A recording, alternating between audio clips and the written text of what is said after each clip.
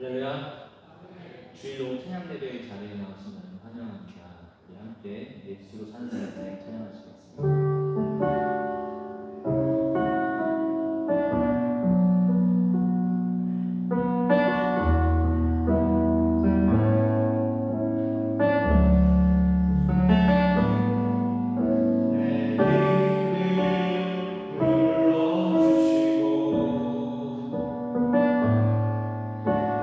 삶의 주님 되시니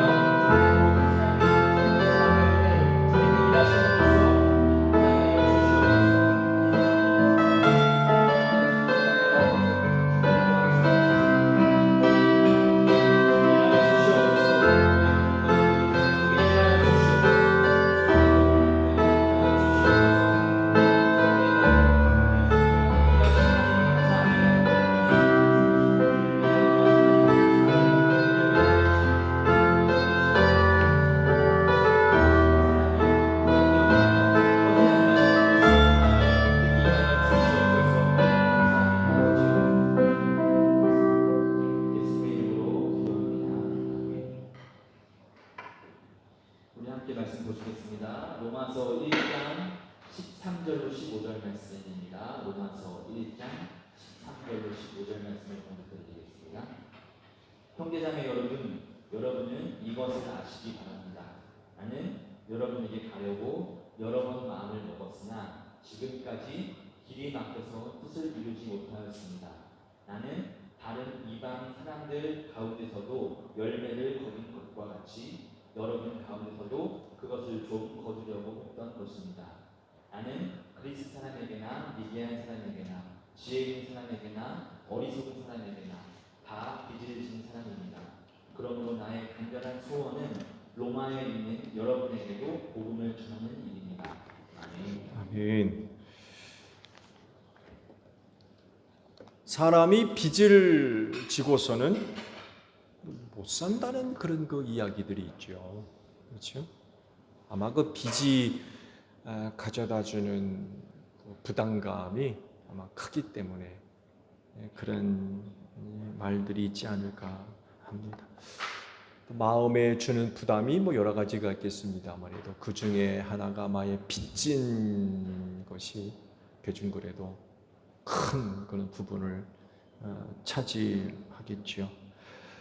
사도 바울이 바로 이 빚진 것을 지금 말씀을 하세요. 근데 이 빚은 경제적인 그런 그 빚을 얘기한 것이 아닙니다. 이 빚은 자신이 감당해야 할 사역과 관련된 그런 의미로서 표현한 것입니다. 그러니까 바울이 감당해야 할 사역이 이 빚진 것과 같았다는 거예요. 그래서 중단 없이 지속적으로 감당해야 할 사역, 특히 이방인들에게 복음 전하는 그 사역이 되겠죠. 해도 그만, 안 해도 그만이 아니라 빚을 지면 꼭 갚아야 되잖아요. 이와 같이 사도 바울이 감당해야 할 그 일도 이와 같았다는 거예요. 중단할 수 없는, 결코 중단될 수 없는 그런 그 사역을 그가 지금 감당하고 있다. 사람이 빚을 갚듯이 내가 그 사역을 감당하려고 한다, 또 하고 있다라는 그런 그 의미입니다. 그만큼 사도 바울은 자신이 해야 할 사역에 대해서 철저한 사명의식을 갖고 있었어요. 빚진 자와 같이 내가 그 일을 감당하고 있다 라는 것입니다. 이건 철저한 자기 사명의식이 없이는 표현될 수 없는 그런 말씀인 것 같아요. 다들 아마 빚을 져보셨겠죠. 뜻하지 않게 갑자기 이제 돈을 남에게 빌리거나 하는 그런 일들이 계셨을 거 아니에요. 그냥 있을 수 없잖아요. 얼마가 됐든 그 빚을 갚기 위해 늘 애쓰는 그런 그 삶의 모습들이 나타날 수밖에 없잖아요. 한두 푼도 아니고 좀 액수가 있는 돈이라고 하면 그 갚기 위해서 부단히 매를 쓸 수밖에 없죠. 사도 바울의 사역이 이와 같았다는 거예요. 여러분들은 어떻습니까?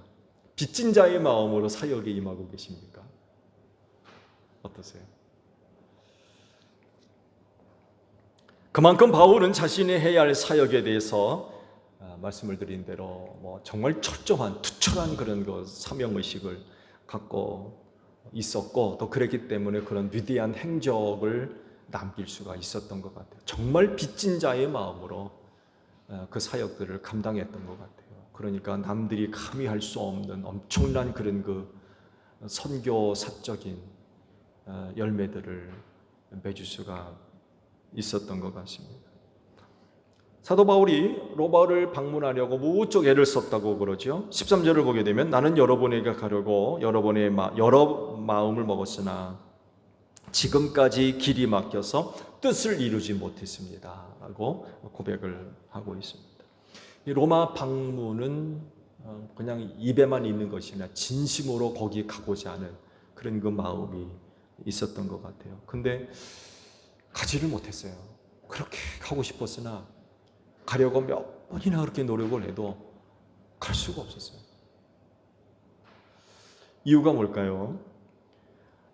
무슨 이유 때문에 그렇게 가고자 했음에도 불구하고 갈 수가 없었던 걸까요?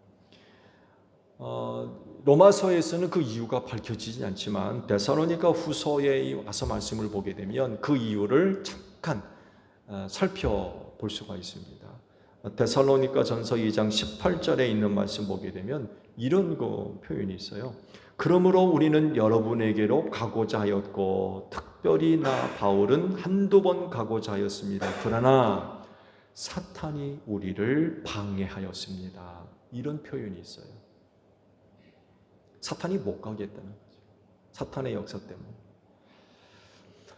그러면 사탄이 그 당시 사도 바울을 방해했던 그런 일들은 뭘까요? 다른 것이 아니라 바울이 전도해서 세운 교회 안으로 사탄이 틈타고 들어와 가지고 많은 혼란과 어려운 일들을 가져다 줬어요. 사탄이 들어오니까 그 교회가 어떻게 되겠습니까?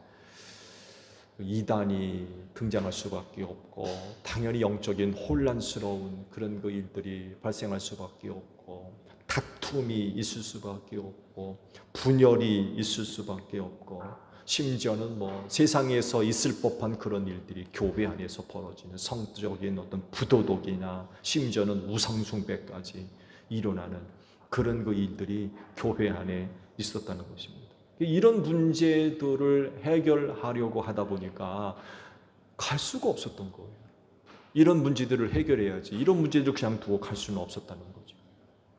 아시듯이 초대교회에는 전담 사역자가 태부족이었죠. 그래서 순회 설교자와 전도자들이 있어서 정기적으로 그 교회를 돌아가며 방문하는 이런 일들이 있었거든요. 그러다 보니까 어떤 교회에서 문제가 발생하게 되면 이거 그 문제를 해결하기 위해서 발벗고 나서야 되잖아요. 그러다 보니까 다른 어느 교회를 방문하려고 계획을 세워도 어느 교회에서 일이 발생하게 되면 갈 수가 없는 거예요. 일을 해결해야 되기 때문에. 이걸 가리켜서 사탄이 방해를 했다라고 표현을 했던 것입니다. 또 다른 이유를 찾는다고 하면 교회적으로 또 감당해야 할 일들, 그 교회에서 계획되고 있던 어떤 일들을 감당하기 위해서도 방문할 수가 없었던 거죠. 로마서 15장에 있는 말씀을 보게 되면 이런 말씀이 있어요. 그러나 지금 나는 성도들을 돕는 일로 예루살렘에 갑니다. 로마 교회를 그렇게 방문하려고 했는데 지금 당장 무슨 일이 벌어졌느냐? 우리 교회에서 예루살렘 교회를 돕기 위해서 헌금을 모아뒀다는 거예요. 그걸 가지고 예루살렘 교회를 방문해야 돼요. 그러다 보니까 로마 교회 방문하는 일은 뒤로 또 밀려나는 거예요. 또 교회 자체적인 그런 그 사역들이 또 감당해야 됐기 때문에 로마 교회를 쉽게 방문할 수가 없었던 거죠. 계속해서 말씀을 보면 마케도니아와 아가야 사람들이 기쁜 마음으로 예루살렘에 사는 성도들 가운데 가난한 사람들에게 보낼 구제금을 마련했기 때문입니다.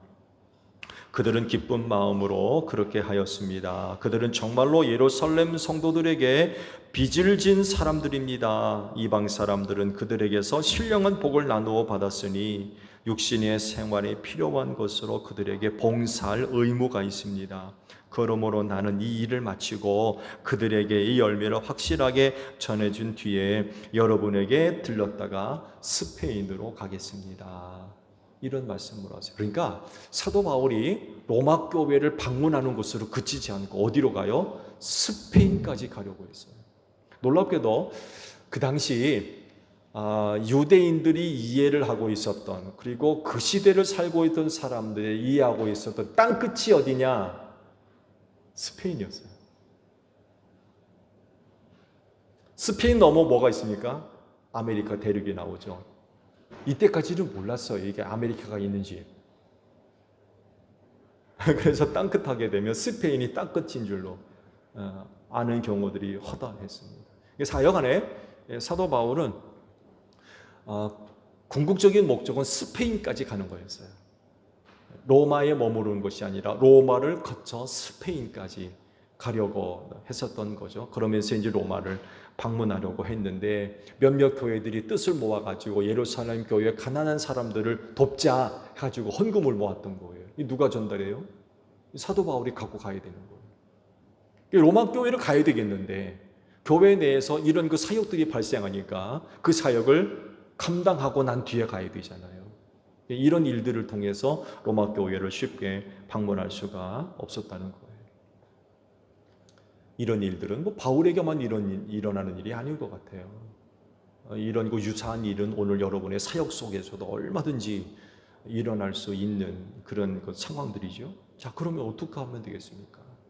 다른 게 아니라 그 뜻한 바가 이루어지도록 하기 위해 기도하며 그 때를 기다려야 될 것 같아요. 여러분, 그 때는 우리가 정하는 게 아닙니다. 놀랍게도 우리가 어떤 계획을 세우고 목표한 것을 이루기 위해서 뭔가 할지라도 하나님께서 허락하지 아니하시면 그 어느 때라도 우리가 얻을 수가 없어요. 기회를 얻을 수가 없습니다. 놀랍게도 예수께서 우리 가운데 오셨을 때에도 성경은 이렇게 표현되어 있죠. 때가 참에라고 표현되어 있습니다. 때가 참에. 예수께서 그날 그때 이 세상에 오실 수 있도록 하나님께서 인류의 모든 역사들을 철저하고 완벽하게 다 맞추었다는 거예요. 시계 안에 시계 톱니바퀴처럼. 그냥 우연하게 어떻게 하다 보니까 예수가 이 세상에 오신 것이 아니라 예수께서 이 세상에 오실 수 있도록 인류의 모든 역사를 다 철저하게 주관하시고 맞췄다는 거예요. 그래서 표현을 때가 찼다라고 표현되어 있습니다. 사도 바울이 로마 가는 것도 마찬가지예요. 내가 가고 싶은 때 가는 게 아니에요. 그 모든 것들이 하나님의 뜻 안에서 이루어지잖아요. 그렇잖아요. 하나님의 뜻밖에 있는 게 어디에 있습니까? 하나님께서 계획 세우시고 그 뜻을 이루어 가시는 모든 과정들이 철저하게 그리고 완전하고 완벽하게 이루어져 가는 거거든요. 거기에 우리가 쓰임받을 뿐이에요. 그거 우리가 계획할 수 있는 게 아니에요. 우리가 아무리 철저하고 완벽하게 계획을 세워놓더라도 그런 하나님의 때와 맞지 않으면 우리는 결코 얻을 수가 없었던 거죠. 사도 바울도 마찬가지예요. 그렇게 가려고 하는데 못 가는 거예요. 어떻게 되겠습니까? 때를 기다리는 거죠. 하나님께서 허락하실 때까지. 하나님께서 모든 여건들을 다 마련하시고 이제 하나님께서 어떤 뜻을 이루어 나아가기 위하여 바울을 그곳으로 보내실 때까지 기다립니다.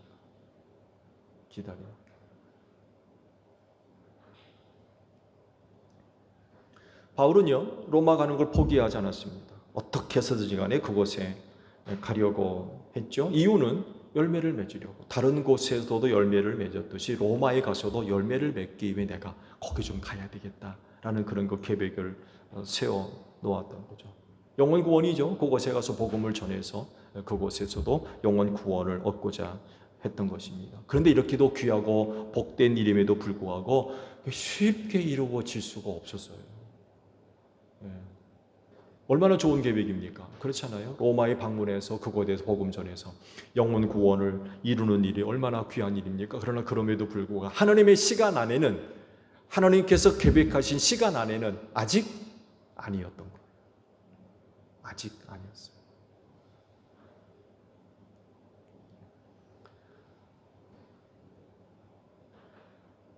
포기하지 마세요.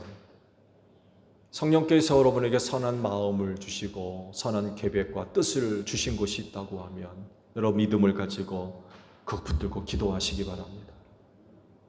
포기하지 마세요. 낙심하지 마시고. 하나님의 때가 있어요. 내 때가 아니라 하나님의 때. 하나님께서 정한 때. 하나님께서 이루실 때. 그 때가 따로 있어요. 우리의 때가 아니에요. 그렇기 때문에 믿음을 가지고 그 날을 위해 기도하셔야 됩니다. 반드시 하나님께서 이루어 주실 줄로 믿습니다. 바울이 지금 로마 교회 성도들에게 이야기하고자 하는 게 바로 지금 이거예요. 바로 이것입니다. 그러신데 여러분도 믿음을 갖고 기도하시기를 바랍니다. 그것이 하나님의 뜻과 맞는 것이라고 하면 꼭 응답해 주실 줄로 믿습니다. 때가 이르렀을 때 그동안 여러분이 기도하고 준비하셨던 것들이 성취되는, 뜻한 바가 이루어지는 그런 그 은혜가 틀림없이 있을 줄로 믿습니다. 바울 자신이 빚진 자임을 언급했어요. 무슨 말씀입니까? 그의 고백에 의하면 그리스 사람에게나 미개한 사람에게나 지혜가 있는 사람에게나 어리석은 사람에게나 다 빚을 진 사람입니다 라고 자기 자신을 고백을 합니다. 근데 궁금한 건요, 이들이 누구죠?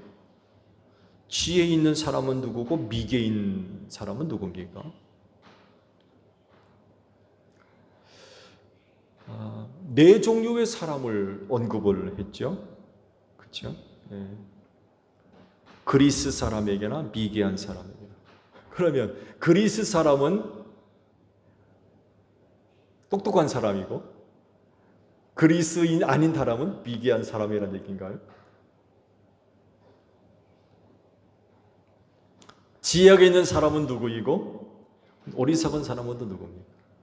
사도 바울은 왜 이런 표현을 사용했을까요? 사도 바울이 네 종류의 사람으로 표현한 이유는요, 차이점은 이렇습니다.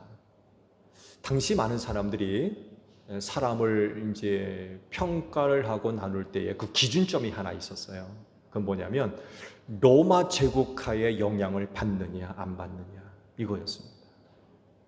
로마 제국으로부터의 영향을 얼마만큼 받았느냐 이거에 따라서 사람을 구분했어요. 그래서 사도 바울이 이런 표현을 사용을 했습니다. 바울은요, 이 모든 사람들로부터 빚진 자다라고 표현을 하셨습니다. 근데 여기서 말씀하고 있는 빚은요, 청산할 수 있는 빚이 아닙니다. 감당할 수 없는 빚이에요. 빚이라고 해서 다 같은 종류의 빚이 아니라 감당할 수 없는 빚, 청산될 수 없는 빚, 그런 빚을 지금 언급을 하는 말씀입니다. 이런 표현을 한 이유는요, 바울 자신이 감당하고 있는 사명, 곧 이방인의 사도로서 복음 전하는 일이 영원히 빚진 것과 같다는 거예요. 영원히 빚지면 어떡하겠습니까? 영원히 갚아야죠. 이방의 사도로서 이방인들이 복음 전하는 일이 바로 이런 것과 같았다는 거예요. 영원히 빚진 자와 같은 그런 자기 자신을 표현을 한 것입니다.